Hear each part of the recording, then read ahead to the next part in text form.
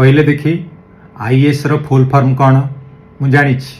आपण कहे आईएएस रो full form Indian administrative service आउ कौन ठीक अच्छे किंतु जानी किछि लोक कही था जे आईएएस रो full form Indian administrative service नुह आई एम सेफ से माने एभली कहीं कही था तांकर मत है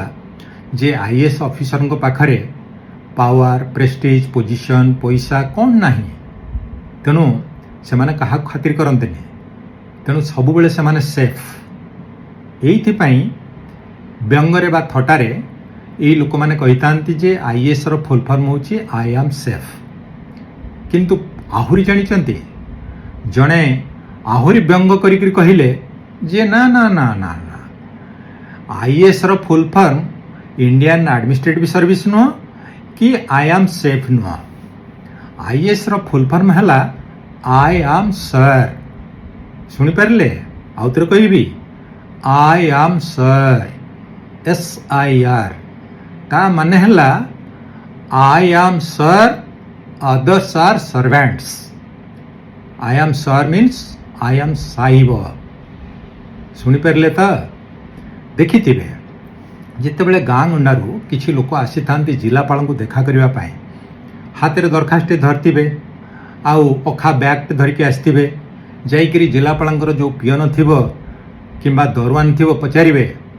जे जिलापाल अच्छी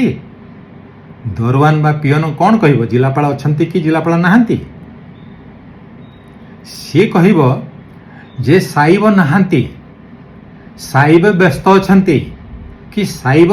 बंगाल अच्छी बुझिले ना नहीं ये जो साइब माने आईएएस पाइबा पूर्व कौन साइब होके आसते से बेलू एम बहुत सरल थिले एमाने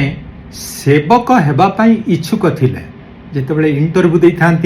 आपण तांकर मॉक इंटरव्यू देखिथिबे से माने कौन कहती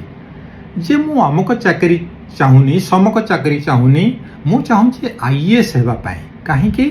मु सेवा करें आउ आईएएस रे जो सुजोग अच्छी आउ को चाकरी रे सेटा नाही किंतु ए जो साइब माने साइब हैला परे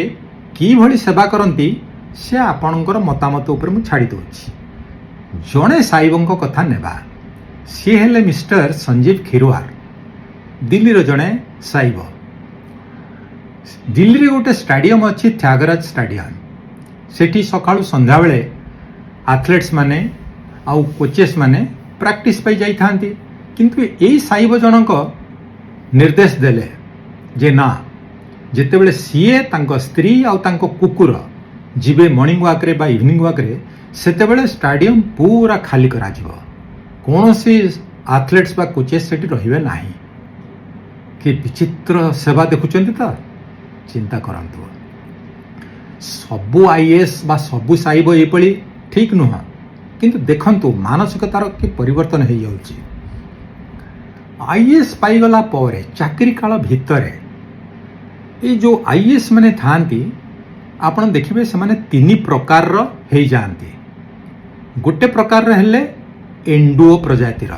chameleon type of IAS chameleon देखिचंती एंडुओ बुदारे रहे आउ कौन करे ता रंग परिवर्तन कर दिए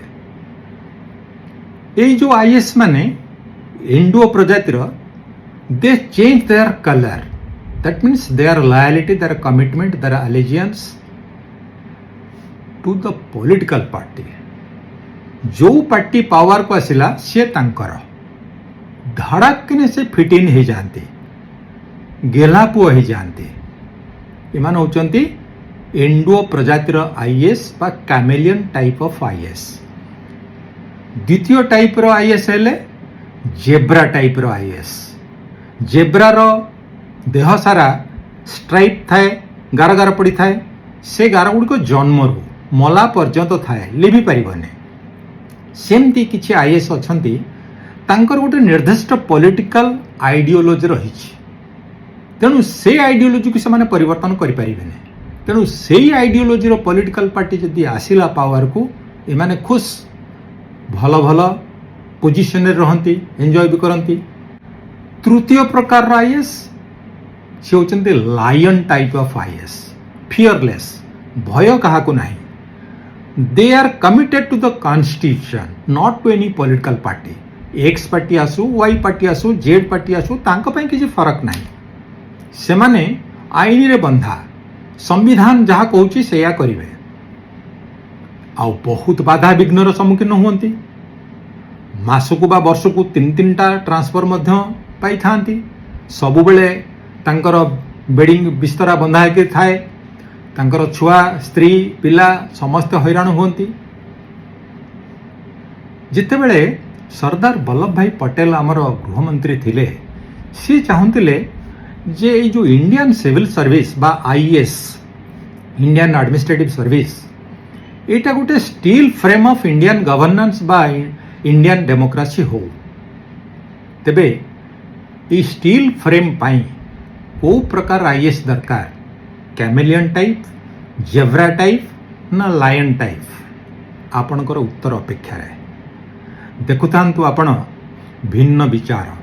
कहीं ना एठी अच्छी भिन्न प्रश्न भिन्न उत्तर.